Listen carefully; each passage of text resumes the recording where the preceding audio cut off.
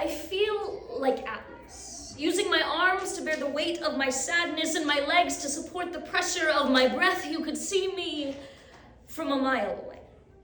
Not from the load I am carrying, but the way in which I carry on a hot and sunny morning, under lovely, clear blue skies.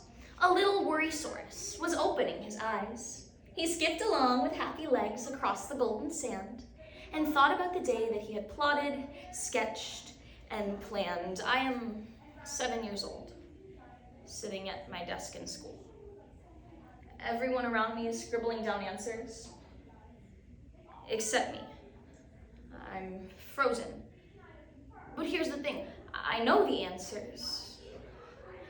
I've choked. This is what happens during every single one of these oral math quizzes. I fail them all. Symptoms of a panic attack may include physical sensations of fear, such as increased heart rate, muscle trembling, dizziness, and trouble breathing. Fear ambushes me. At first, I feel fine. Groggy from a late night of studying, but fine. And then, a second later, I'm not. If you have anxiety, I'm sure you've heard these ones. You're overreacting, just take a deep breath. Everyone has anxiety. And while it is true that yes, lots of people feel anxious sometimes, that doesn't mean that everyone has anxiety. According to the National Institute of Mental Health, about 4.7% of US adults will experience a panic disorder at some point in their lives. To feel anxious before a big test or performance is normal, but irrepressible, uncontrollable anxiety is not. So today, through the novels On Edge, A Journey Through Anxiety by Andrea Peterson, My Name is Hope by John Mark Comer, the children's book The Worrysaurus by Rachel Bright, the poem Heavy by Ari B. Colfer, and articles from The Guardian, Healthline, and Medical News Today, more than a deep breath, a program. Because I know that I'm overreacting, but I don't know how to stop. A lovely, yummy picnic, a delicious summer spread. Worrysaurus liked it when he knew what lay ahead. But he hadn't gotten far. You see, it hadn't been that long before his busy head dreamed up some things that might go wrong. Students in school, often, they want to participate, but when they're called on, they freeze up. Other kids, they want their work to be so perfect, they end up not turning it in at all. Teachers may label these kids as lazy, uncommitted, but oftentimes these kids are diagnosed with anxiety later on in life. I wasn't surprised when my second grade report card came home with a big U for unsatisfactory achievement in math. In fact, I even traced over the U in black pen as if to highlight my shame. My parents were stunned. My written tests and math homework had come home nearly errorless, and I hadn't told them about those awful oral quizzes. I've learned how to carry the world on my shoulders, taught myself to lift others up with a straight spine and tucked chin, taught myself to carry baggage with calloused palms. Fast forward to the year after high school.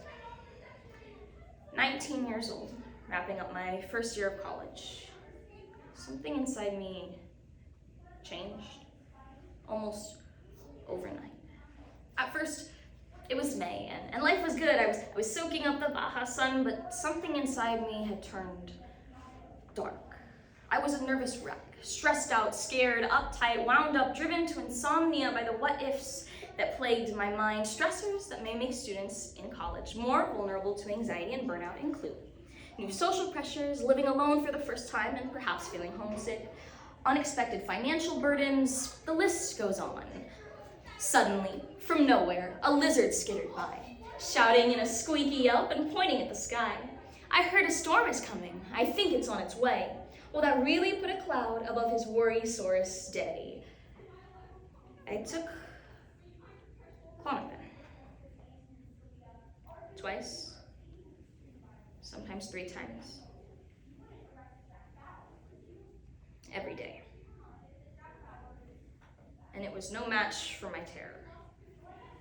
I worried constantly and formulated these elaborate plans. How I take leave from my job to care for my ailing child. I took videos of my daughter healthy so I could remember her when she was sick. I neatly folded suicide notes into paper cranes, placed them at the bottom of my bag where they are crushed and forgotten under this weight. I am feeling crushed and forgotten. Am I stuck here? I'm alone. I'm alone and I'm trapped, and I began to think it would be easier to not wake up at all. I didn't want to die. I was terrified of dying, but I couldn't see any other way to escape how I felt. A storm, said Worrysaurus, when it's so hot and dry and sunny. But the news became a butterfly that flittered in his tummy. Should he find a place to hide, a cave for shelter? And while I am strong enough to bear these burdens, I think what I'm trying to say is that everything feels so heavy.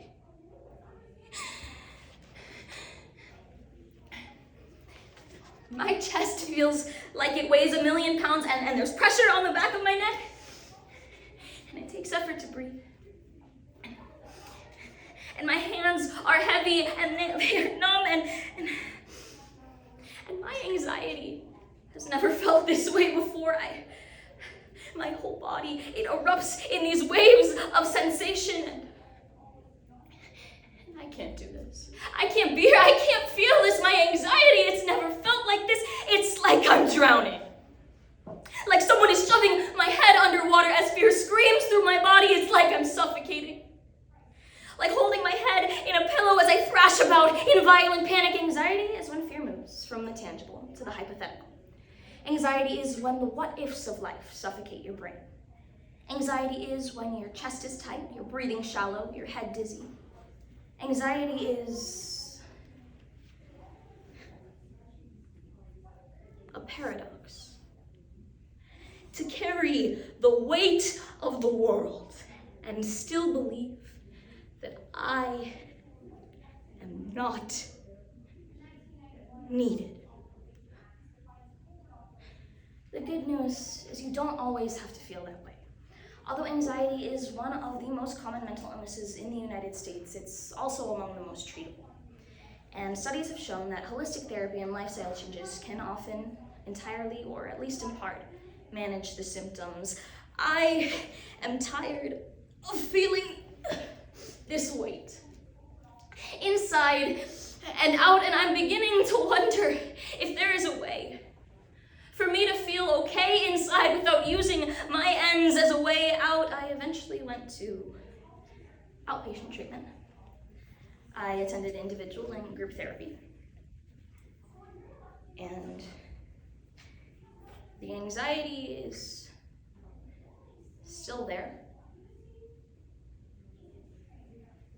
But for the first time in my life, I can manage these bubbling feelings. For the first time, I have the tools to mitigate them so they don't take over my mind. And for the first time, I can actually live a life with anxiety instead of clawing my way through it. So then, he thought of something that his mommy liked to say. Oh, my little Worrysaurus, chase those butterflies away. So he put away his fears inside his Worrysaurus head, freed his little butterfly for happy thoughts instead. I'll chase my fears away, he said. All is good and all is well and everything's okay. Today, I let myself unpack. For the first time in years, at the bottom of my bag, I found suicide notes that read, I am tired of feeling this way. I threw them away. Because the best way to feel lighter is to lighten the load.